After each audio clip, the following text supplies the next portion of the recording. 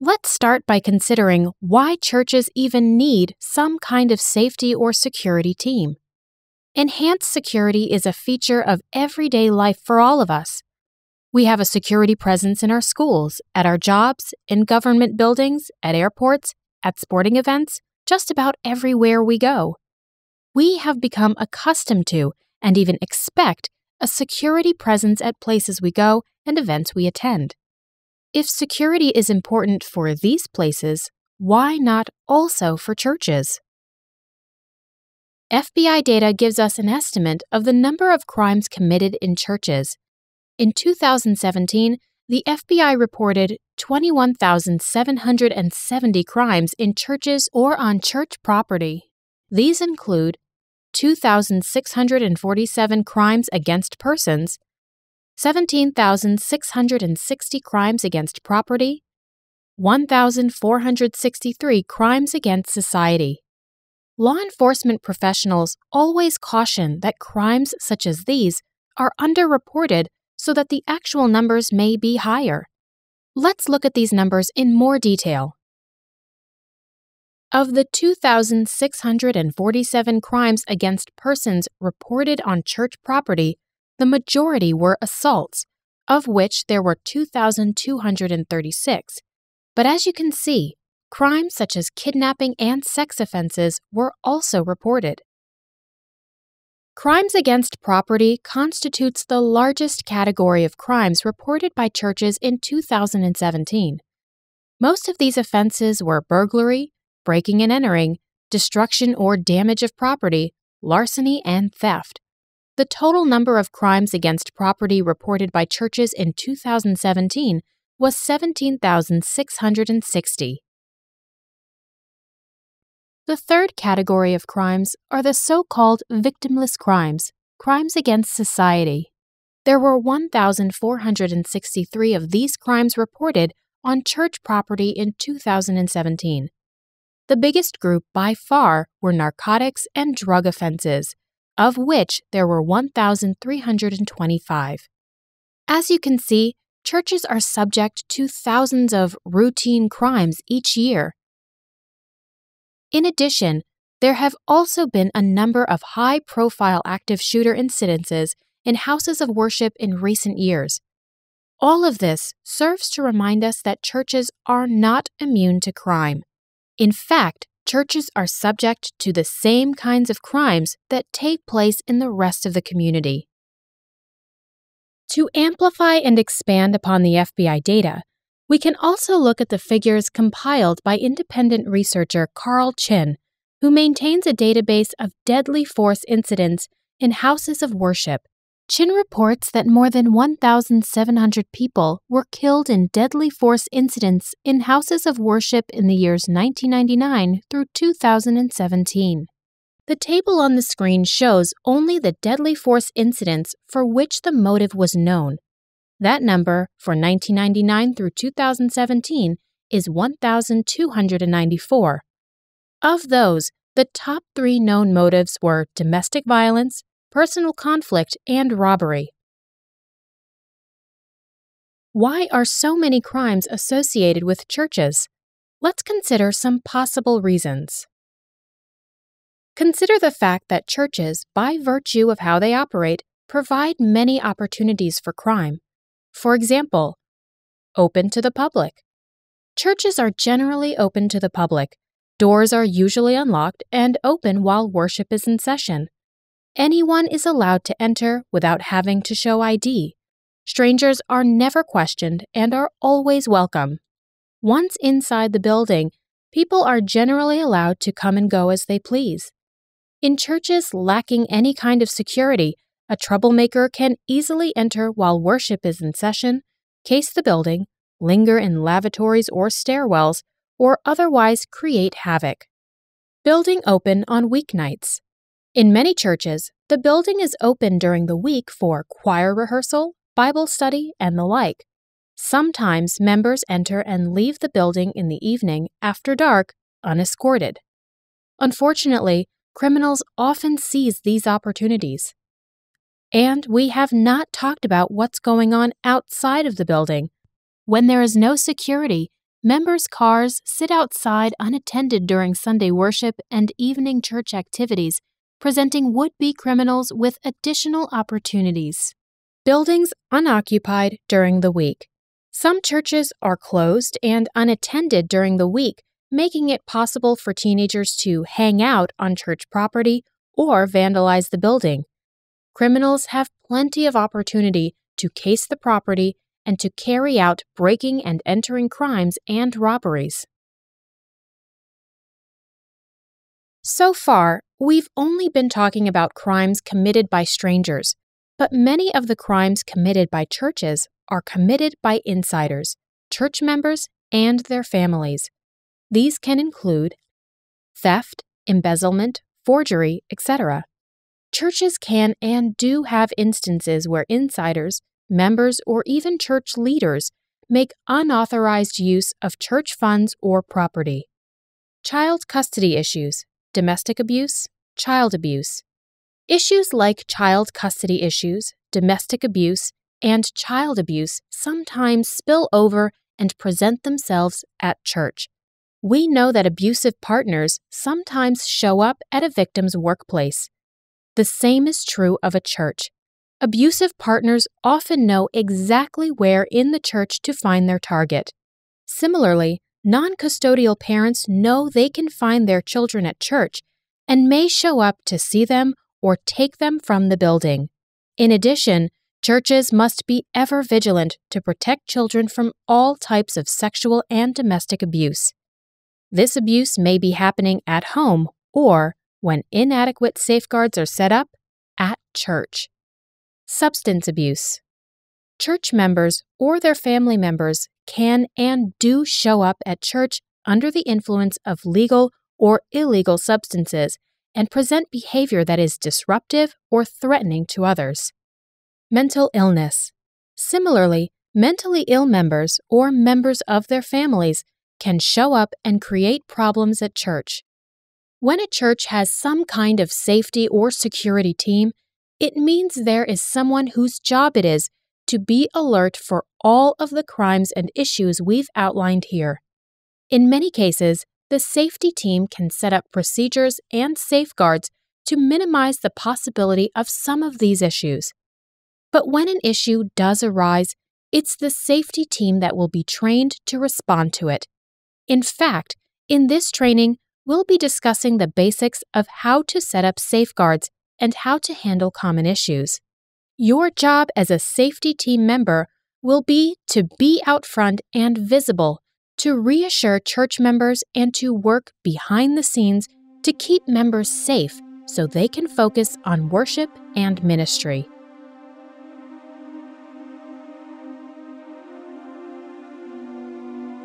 There are many passages and concepts in the Bible that support the idea of a church security team. Faith without works is dead. James chapter 2, verse 17. A constant theme that runs through the Bible is how God uses His people to accomplish His purposes on earth. Not that God can't accomplish things on His own. We know He can. But He uses us to help us understand that faith is meaningless if we do not put it into action. Consider how God used Moses to bring His people out of Egypt,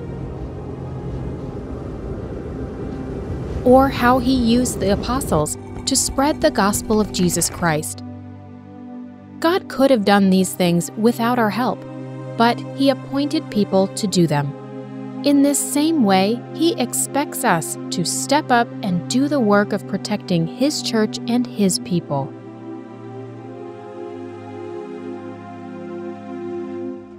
Another theme in the Bible is the frequent call to protect God's people. In the book of Nehemiah, when it was feared that God's enemies would destroy the temple, God called His people to post a guard. Nehemiah chapter 4, verse 9. In other parts of the Bible, God called David to protect His people. There are many passages in the Old Testament that show how God stood by David and protected him as he battled God's enemies. Church security is ministry work. What you will be doing is ministry work, like being in the choir or being an usher, and God definitely calls us to do ministry work.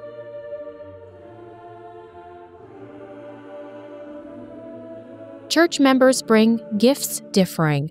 Romans chapter 12, verses 6 through 7. Each person contributing what he or she does best for the growth and edification of the church. You bring skills that will lead to the protection of the church.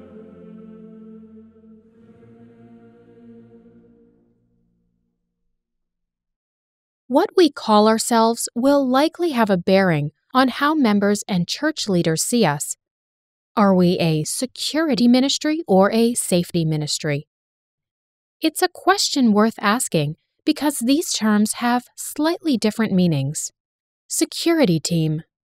When people think of security, they often think of barriers, checkpoints, guard dogs, and a host of other measures that are inconsistent with the warm, welcoming, family-centered place they want their church to be. In addition, in many states, the designation security is reserved for people who are trained and licensed. And while some of you may be licensed as security personnel, that is not a requirement for this ministry, and we don't want to confuse or mislead our church members into thinking that is what we are.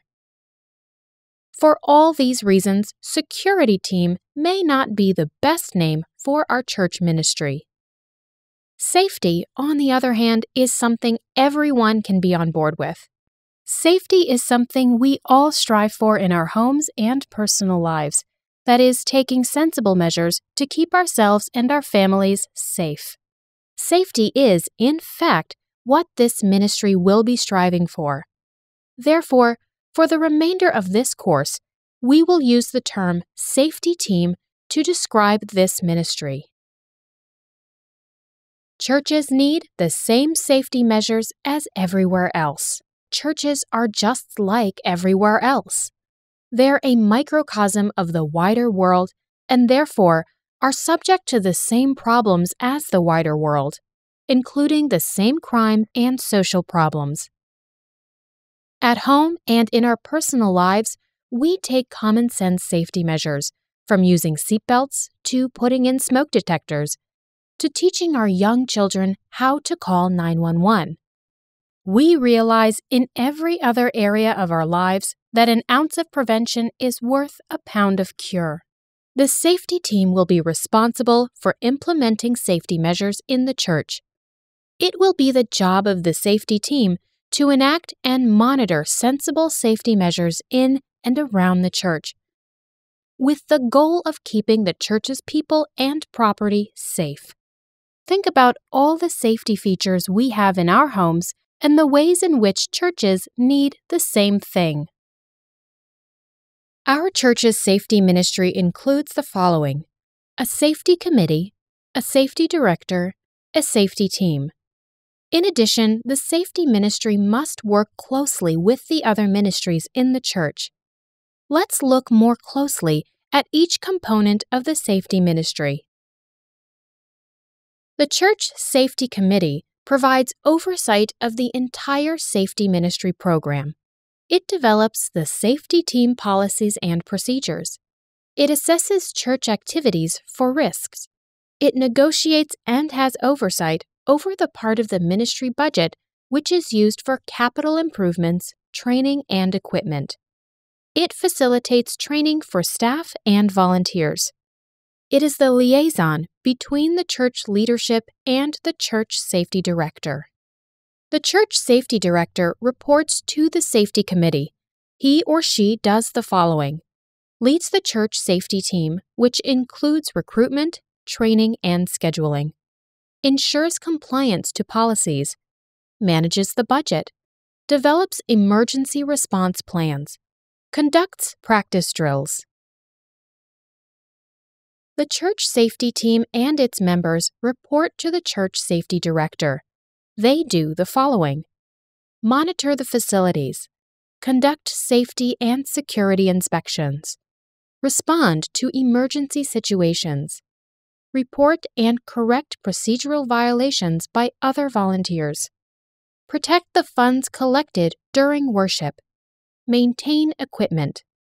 Safety team members are required to comply with all policies and procedures, as well as participate in all training.